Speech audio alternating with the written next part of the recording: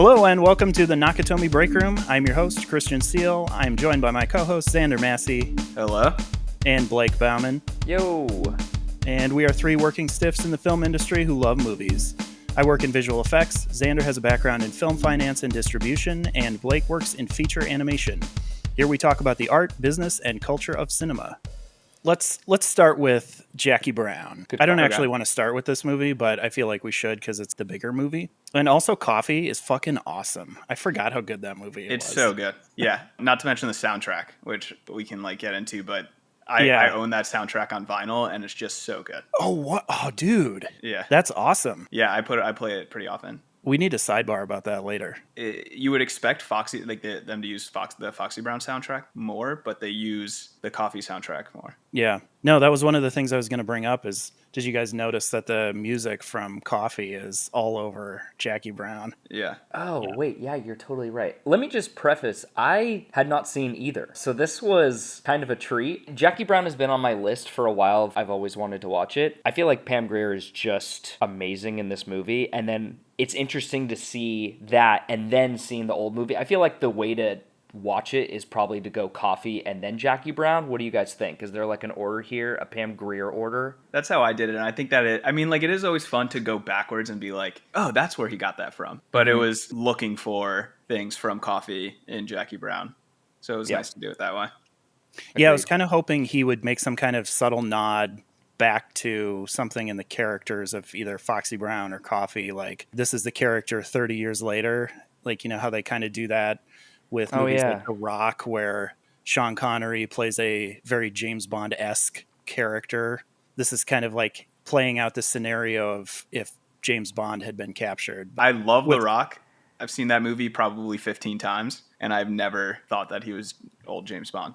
Well, the movie doesn't actually acknowledge it. Yeah. There's one line where she's talking to, what's his name? The Bell Bonds. Max Cherry.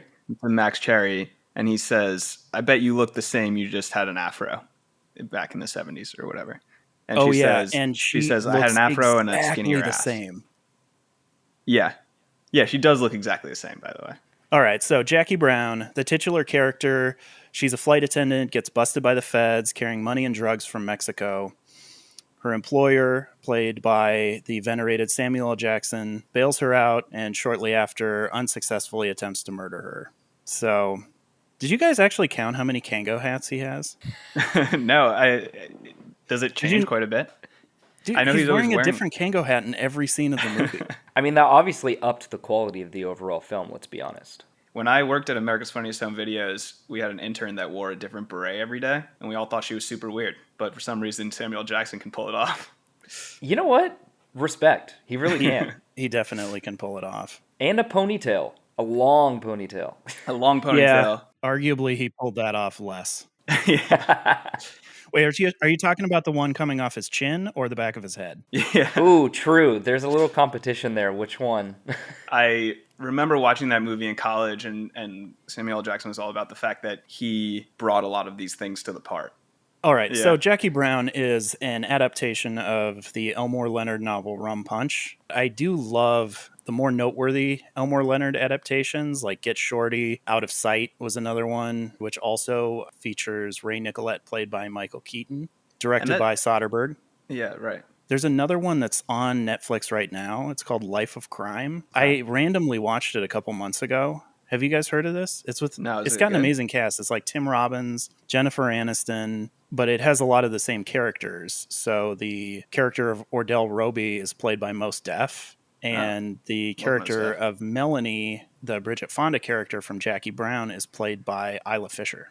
It's an interesting movie. It's kind of like there's a Schrader script from the mid-'70s directed by, actually I have no idea who directed it, but it's called The Yakuza, and it stars Robert Mitchum. And it's kind of a gritty crime movie, like it's very Taxi Driver-like, but very different direction. And you can kind of see how a different director takes it in a weird direction, makes it kind of a misfire. But I would definitely recommend Life of Crime. Yeah, Schrader movies can get weird very quickly. Did you guys see the card counter? Nah. Yes. I enjoyed it. I feel like that's not usually like my cup of tea, but...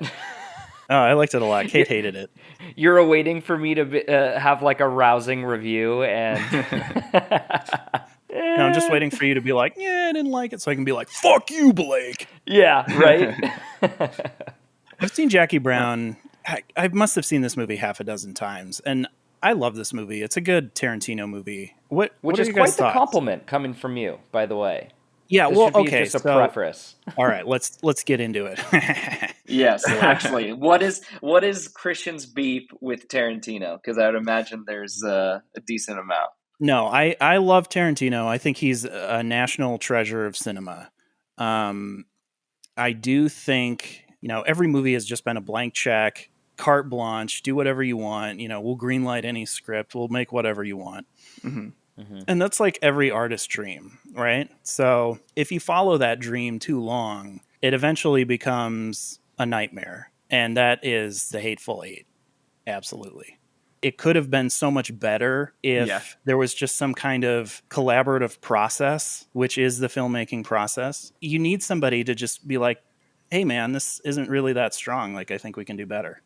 Yeah, I like to blame producers for making movies too commercial and ruining them, but sometimes you can go in the other direction. Yeah. Yeah.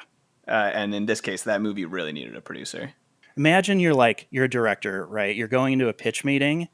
You show up at a studio with a 240-page script, half of which is just gibberish. That's never going to get made.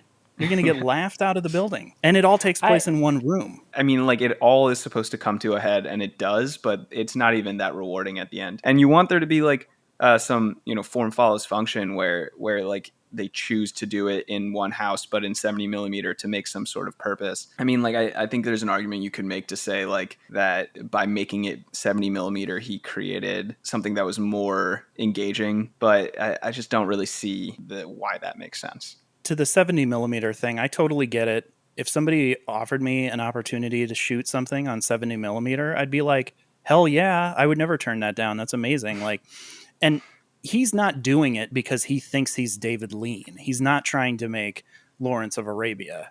But yeah, I mean, there are directors who can do everything themselves. They can write, produce, direct, have their hand on every single detail and everything. It's funny, Blake said Macquarie. I was going to say, like, these are people like Akira Kurosawa or Orson Welles, just like, some of the most talented people in all of history. But well, then how do you guys feel about other directors doing the exact same thing? In the case of Hateful Eight, Tarantino just went like too hard. Would Nolan be another example with Tenet? They gave him the reins. You guys have seen that movie. That movie is also a mess. But then I also think that there's some people that when they're given full reign, they can really just boost the film. I think about Macquarie and Cruise, like, they make the hell out of that movie. And Tarantino did get full reign for so many movies that were fantastic. I don't think of Nolan as a indulgent director. I mean, we're talking about Nicholas Winding Refn, who is incredibly indulgent, but like, I love Refn and I will defend him. I will take my proverbial glove off and slap you across the face if you try to say anything bad about Refn. But he is incredibly indulgent, and The Neon Demon was not a good movie. We're getting off topic, but Refn, will go like full nonsense. Is it Bronson, one of his movies? Yeah, but Bronson is fucking great. It's great, but it also is nonsense. It is nonsense, but it's a wild ride. Yeah. And maybe that's the difference. As long as it's a wild ride, I'm on board for it. I would check out the original Pusher. It's quite good. It's very non-Refn. It's like a gritty 90s crime movie. So I don't know. I think of like Tarantino's career as kind of like phases where, he has his movies from the early 90s, like breakout hit of Reservoir Dogs, which was kind of an unofficial remake of the Hong Kong movie, the Ringo Lam movie, City on Fire. And then, Pulp Fiction, which he co-wrote with Roger Avary. You can throw True Romance in there also. Well, I wasn't really counting those, or, like Natural Born Killers. Right. And obviously he's not director. You could also throw in Hunt for the Red October in that, because he punched up dialogue for Hunt for the Red October. I didn't know that. Yeah, it pops up on Netflix every once in a while. Check it out, because there's just scenes where like all of a sudden they're talking about like the Fantastic Four or just some random like 60s pop culture on a submarine in a movie about nuclear war with Russia. Moving through Tarantino's career, Pulp Fiction changed movies for like a decade, basically. Changed crime movies completely. To end the 90s, you have Jackie Brown, which is another crime drama, but it's a lot more polished, a lot smoother. And I would argue just more, more mature as a film than the other two. Yeah, so the early 2000s were kind of a mixed bag where you have this kind of comic booky, glossy Hollywood movie of Kill Bill and then the grindhouse throwback that he did with Robert Rodriguez, Death Proof and Planet Terror. And Death Proof is widely considered his worst movie by a lot of people, which I would not agree with. Which I actually love that movie. The two, I would argue, that you hear the least about is Death Proof and Jackie Brown. And it's odd because so many people have Jackie Brown as, like, on a quality bar, like one of his best films. Well, he's so famous for this like auteur signature that he's developed over time. And that one fits the auteur the least. Like almost too much of his inspiration put into one movie, and there's not enough Tarantino in there. You still have like a scene where a guy touches a woman's foot, but besides that, it doesn't feel like super Tarantino. It just seems like a love letter. That's interesting because I think of Death Proof as like the movie he really did for him, and it was not like the crowd pleaser type of movie that his other ones have been. It's like, I want to make a movie that is like a movie that I went to see when I was like 10 years old in like a dirty theater. The pacing is a little funky. Yeah. And the acting is, spotty, and there's some like technical problems with it. Like there's some harsh cuts. It's exactly that. Like I don't disagree with that at all. But I think that's why it feels less Tarantino, because when he does like a Kill Bill movie, it's a synthesis. It's like he's taking his inspiration and then he's using that as a seed to grow his own concept. Okay, so, we have Kill Bill, we have Death Proof, and then we move into this phase of Tarantino where it's more like, there's a fantastic premise in all of these Tarantino movies from like the 2010s up until basically now, where, it's like, what if we killed Hitler in a blaze of glory in a movie theater? What if a slave took revenge and, killed everyone or became like a super badass bounty hunter? What if 1960s Hollywood was just a sandbox that we can play in for 3.5 hours? It definitely is that. Yeah. Yeah. To kind of loop this back in with Jackie Brown, though, I did appreciate, now that we're actually discussing it, the fact that this movie is very, like, story over style. There wasn't anything super flashy about it. It was just a really interesting story and just, like, unbelievably interesting characters. I feel like I have read that Tarantino doesn't like this movie. It's, like, his least favorite of everything he's done. Interesting. And I think it's because it's an adaptation. It's weird too, considering that he said multiple times that Coffy is like in his top 20 like movies of all time. Like he's really? Major fanboy, I think. Yeah. Oh, of course. I mean, Pam Grier is so magnetic and has like captured so many directors' attention. I feel like there's a generation of directors that's just in love with her. Well, take it back to Jackie Brown. This movie has no nudity. It has a sex scene, which is like, I think this is the only sex scene in a Tarantino movie, and it's like one of the best sex scenes in any movie that I can think of. She's working for Ordell Roby. He tries to murder her. She outsmarts him, and she teams up with Max Cherry, played by the great Robert Forster. And the two of them hatch a plan that keeps her out of jail, keeps her alive, and ends the movie with her getting the $500,000 that everybody is after. And she basically does all of this only with her wits. Oh man, she's scary though. It's so great when she reaches that breaking point. I think the full breaking point is when Ordell comes over to kill her. Man, she just flips a switch and she is just so threatening, so powerful. I would never want to mess with anybody like this. It's just crazy to see how quickly she can just become this total badass. I love it. I can't believe that she said to Ordell, I'm going to tell the cops who you are, tell them everything about your business, and in return, I'll bring you your money. And he was like, yeah, sounds like a good plan to me. Now that we're talking about it, I actually was kind of thinking that the whole Chris Tucker thing in the beginning was a little unnecessary. But now that I think about it, it's such an awesome comparison to see, how he like basically mafia style murders Chris Tucker and how he's so in control the whole time and just smooth and talks him into doing this thing that makes no sense, that is absolutely insane. that he drives him to a freeway underpass and guns him down in the trunk of a car, basically with Chris Tucker being willing the whole time. And to see him go from that to the Jackie Brown attempted murder, where it just completely goes against him and she takes the upper hand almost immediately. It is a good juxtaposition. I need some more Chris Tucker in my life, honestly. Oh, Rush Hour 4 is announced. So there we go. So you're going to get it. Oh, dear God.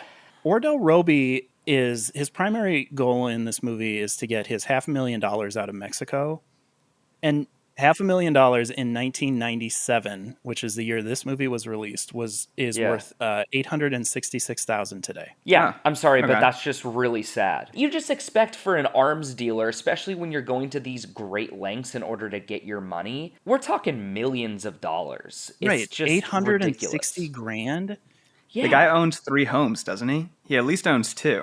Dude should have held on to his beachfront condo. That thing would be worth $12 million today. Yeah, he's just not very good. Be like, this is like a lot for him. This is a big deal. Why doesn't he just go to Mexico? I don't even know where he's going from the moment he gets the money. But if it's in America, he's going to be tracked. That's a good point. He should have just moved to Mexico and go to the money. And there would be no movie. Now, there's another movie where Jackie Brown has to go to the U.S. and sell his properties for $10 million. Oh my God, we need to make that movie. One other thing I wanted to touch on is just the fact that Jackie Brown was the follow-up to Pulp Fiction, because Pulp Fiction was such an insane hit and such a huge change to the film industry as a whole, just a comment on the medium. And then you have Jackie Brown, which is like a very tight, straightforward movie that's very well done. Everyone wants him to make Pulp Fiction 2, I'm sure. Whatever happened to the R-rated Star Trek movie? Wasn't that on the table for a while? Oh, yeah. It's still technically on the table. You know that he would want full control, and I don't think he's going to get it Star anymore, Trek. There's no way. Yeah, I think those days are over, and I think that's a good thing. Yeah. I can't believe he got away with Once Upon a Time in Hollywood, which I do not hate. Yeah, what about it can you not believe? For one thing, I feel like there's 2 movies happening here. I feel like it's everything that I love about Tarantino, which is the Brad Pitt story, which is like, I just want to watch this. Like, this is the good movie here. And then there's everything I hate about Tarantino, which is the Leonardo DiCaprio, which is like every scene is 5.5 hours long, completely pointless, and makes me want to stab myself in the eye with a screwdriver. All I really want is more Pulp Fiction and Reservoir Dogs. And when I saw this movie, I felt like I'm actually getting something that feels a little bit more like those movies in these. But at the same time, there's all these long, boring scenes that feel like they're really drawing it out. So I do see your point there. Seeing somebody like Robert De Niro play like secondhand to like a super ultra confident Sam Jackson was like such a treat too. De Niro's amazing in this too. I love when we see some of these like really big time actors taking some of these really small like sub roles. Not to say that De Niro's role is small. I mean, he's definitely a significant part of the film, but him just not being his classic De Niro self. Like, he's just so meek and weak. It's so interesting to me. He's a complete bum in this movie. Yeah, I love it. And then he just also flips a switch, and then he just shoots Melanie in the middle of a mall parking lot, which that was shocking. I did not expect that either. I loved seeing this for the first time. It was I was just sitting on my couch being shocked about stuff that has been on the internet and everyone's known for years. So. When we were kids, my brother used to always say Lewis. So just walk around saying that. I was dying, man. I was dying. She's so good. I think I saw like Pulp Fiction. I mean, I definitely was too young for Pulp Fiction when it came out, and I think I discovered it in like 2005. I was like, "You guys heard about this movie? This movie's pretty good." This is totally off topic, but I saw a Roger Ebert review of Terry Gilliam's Fear and Loathing in Las Vegas with Johnny Depp and Benicio del Toro, and I remember hearing Roger Ebert just like blast this movie like, this movie's terrible. It's like 2 hours of these grown men just stuffing their bodies with drugs and going on this insane adventure. And so in my mind, I was like, well, that sounds awesome. Yeah. And so I made a point of seeking out this movie when it came out on video. I would take it to all my friends' houses, and don't let your kids hang out with Christian. He's going to show them Fear and Loathing in Las Vegas. No, but the thing is, like, everybody loved it.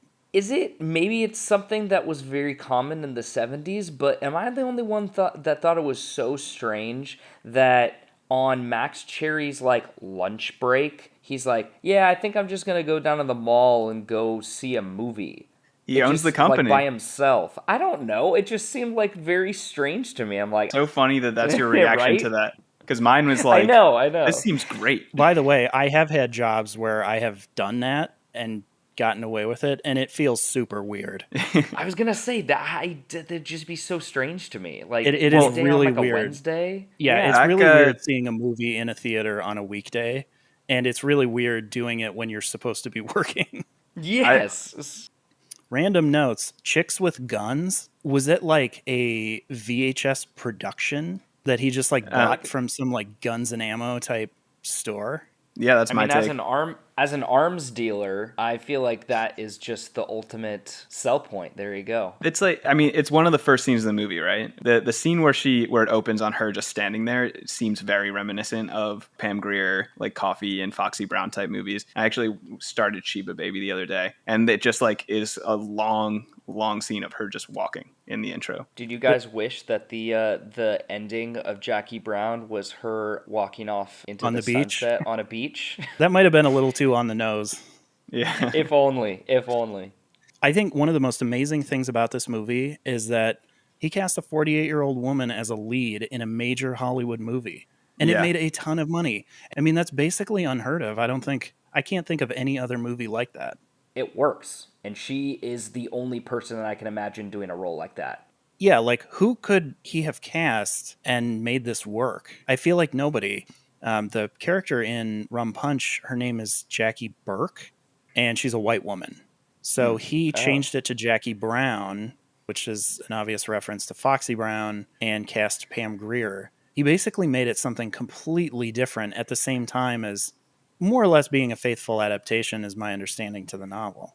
I mean, it's interesting because it actually adds some pre-sale value. This movie's not a sequel in any way, but once you tie in these extremely well-regarded and well-known blaxploitation films, you now have something of a built-in audience for this movie. I watched Foxy Brown. I meant to watch Foxy Brown, and I didn't have time, unfortunately, but I have seen it before. I remember seeing Foxy Brown and thinking it was a much more polished movie, but it didn't have that like fun, raw energy that Coffy did. And that's why I wanted to do Coffy instead of Foxy Brown, because it also is the movie that was her big breakout. It's a cleaner movie than Coffy. It's extremely similar. You know, it's like when you watch Coffy, you just want more of this character. So you get that. I think with Coffy, like there had to be more like sex appeal. When you get Foxy Brown, there isn't like the fight scene where women are ripping each other's clothes off. I can't imagine anybody watched that movie at the time and was like, this is hot. And Xander, have you seen any movies from the 70s? This fits right in there. Yeah, there is never a missed opportunity to forcefully expose a woman's breast. So let's talk about Coffy. Pam Grier is a nurse working the night shift. Her little sister Lubell was using drugs, and it wasn't clear if she got like some tainted drugs or if she just overdosed, which sets off this massive revenge killing spree by the titular character Coffy, spelled Coffy. I'm curious because, like, of the three of us, Blake, this is the least in your wheelhouse of something you would normally watch. So I'm kind of curious to get your take on this, and also you're welcome. It's such an interesting film, and it's such a great intro to Pam Grier. Like, I haven't seen like any Pam Grier movies. I'm now officially hooked. I mean, the last 20 minutes of her just essentially going from like house to house with a massive shotgun. I was also just dying laughing when she just rams into the house full speed. You're just on Pam Grier's shoulders for like an hour and a half. That's another thing that I loved about it too, by the way. You can get so much action in there, so much entertainment, and you're in and out in 90 minutes. I respect the short films that can do so much in such little time. I respect it. It's great. It's great. It's crazy that a 90-minute movie is now considered a short film. Yeah, and it's a huge bummer too. So, wait, I'm curious. Well, Christian, you have such a big history with this film. Were you bringing it around as much as you were with Fear and Loathing in Las Vegas? Because if so, if anybody walked in with you be like, hey, Christian brought over this movie, you're like, oh my God, this is shocking. What are you bringing to my home? Like, yeah, no, I didn't carry around a VHS copy of Coffy with me everywhere. Bummer. Although I wish I had. I needed Coffy when I was 11. She must have done like the Birdcage movies before that, right? Yeah, so Jack Hill, who directed Coffy, made 2 women in prison movies. I think it was 2. And both of them had Pam Grier before this movie came out. And this was the first one she starred in. And it was a big breakout hit. I just love that she's avenging first her sister and then her cop friend, right? That's like it's 2 revenges. She's basically the Punisher. Yeah. And they're like kind of isolated from each other. They just both happen to happen in this 90-minute movie. It's like it's never like she was directly wrong. Like they got her sister addicted to drugs and she died, and then they beat up her cop friend because he wouldn't take a bribe. And here is her motivation. Yeah, so with that story point, her cop friend, who appears to be a genuinely virtuous character in the movie, refuses to take on a bribe or refuses to go on the take. Shortly thereafter is assaulted by a bunch of goons, and they are working for the drug dealer King George, and she goes undercover as a Jamaican call girl to infiltrate King George's operation, and that leads her up the food chain to the gangster Arturo Vitroni. Which she's supposed to be like this royal, rich Jamaican woman who wants to be a call girl. Like, so good. She basically just doesn't do a Jamaican accent and then throws "man" on the end of certain sentences. Yes. Okay, so Coffy frames King George for the crimes that she committed, and he meets a truly horrific end with a noose around his neck being dragged behind a car. I feel like this might be like a 70s movie thing, but it also feels like there's a racial element to this because like there was that famous case in the 90s where that guy was murdered by white supremacists. He got dragged behind a car. There was also a scene in Mississippi Burning, the Alan Parker movie, where they dragged the guy behind the car. Anyway, but no, I think the racial point is an interesting reading of it because that didn't cross my mind. But they are white guys driving the car, right? Yeah, and I don't know that it is. It just I know that there is a scene in that Alan Parker movie, which, by the way, if you guys haven't seen Mississippi Burning, it is phenomenally good. Yep. And holds up to this day. Like it's tragically very relevant to this day. There's the pimp who seems like the villain, but then there's white guys behind him that are actually pulling the strings. Oh, for sure. I mean, behind every villain, there is an even more villainous white man. Right, exactly. That's most of the time that's true in real life as well. Yeah. I was talking about real life. Yeah. So, unsurprisingly, it is eventually revealed that her boyfriend, who is a city councilman who, for some reason, takes all of his business meetings in a strip club, is working for Vitroni, the big bad.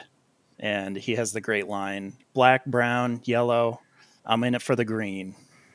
Yes. Do you guys see the marketing line for this movie? They call her Coffy and she'll cream you. Okay. Yikes. What a winner. That got some more people in those seats. She ultimately guns down her boyfriend. And then she's kind of like, on the fence. And it kind of seems like she's going to let him go. And then the half-naked white woman pops out, and she's like, oh, no, you got to die now. His most unforgivable crime was sleeping with a white woman. Okay, that's fair.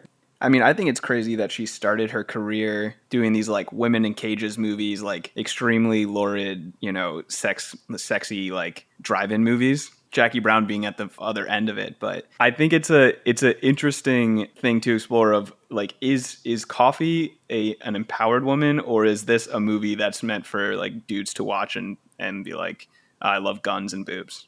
I'd say that she fits into what we see today as the anti-hero. She is so easy to root for just because everybody in her world is just so brutal and awful that it's like, no, of course it's justified. Just go ahead and like just chain everybody together that's wronged you and then just shoot them with a shotgun. Maybe that's not the best way of going about it, but it's vigilantism. at the end of the day.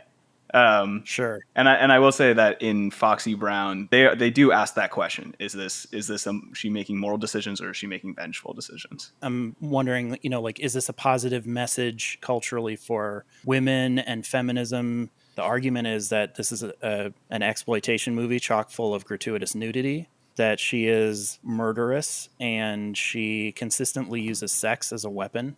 It's interesting to get a woman's perspective from it all and how they almost have more tools than men. Coffy is just so manipulative and, like you said, is able to use her sex appeal to her advantage almost like as a second weapon. You have to recognize that this was written by a man and in a lot of respects was written for men. A male-dominated film industry. Right. There's no doubt that Jackie Brown, which target demo is probably like men ages 14 to 30 or something, is still far more positive for women than Coffy. But if you also like look at it in relation to the times, I think it's net positive. And I think that if you showed this to an audience today and said, hey, look how good this is for the advancement of women, people would tell you to shut the fuck up. But if you look at it in the context, I think it's positive. Pam Grier, in a 2001 interview with GQ, was directly asked about Coffy, and she said basically that. What it ultimately comes down to is that she is depicted as an anti-hero the way a man would be in any other action movie. There are corrupt black characters in this movie, but there are also virtuous black characters in this movie, and it depicts the full gamut. It at least puts it on the same level as any other movie. It doesn't become purely an issue of race. And on the opposite side of that, to play devil's advocate, at the same time, Pam Grier is a woman caught in a socioeconomic spiral of poverty and drug addiction due to a racist system, and her solution is to murder all of the low and mid-level people who are basically part of that same problem. Yeah, right. It's a little misguided.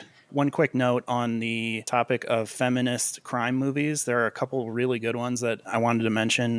The first is called Wanda, which was directed by Barbara Loden, who was married to the great director Elia Kazan.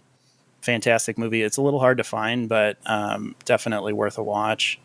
And the other one is a Rachel Brosnahan movie that came out 2 years ago called I'm Your Woman. Oh, I remember that coming out. There's like the test of... Bechdel test? What is it? Is that what it's called? Where it's can women be on screen for more than 3 seconds without talking about men? Yeah. So off the top of my head, there are female characters. Is point number one. Point number two is they talk to each other, and point number three is they talk to each other about something other than a man. But this movie does not pass the Bechdel test. Yeah. All right. Yeah. I don't know if Jackie Brown would pass the Bechdel test either.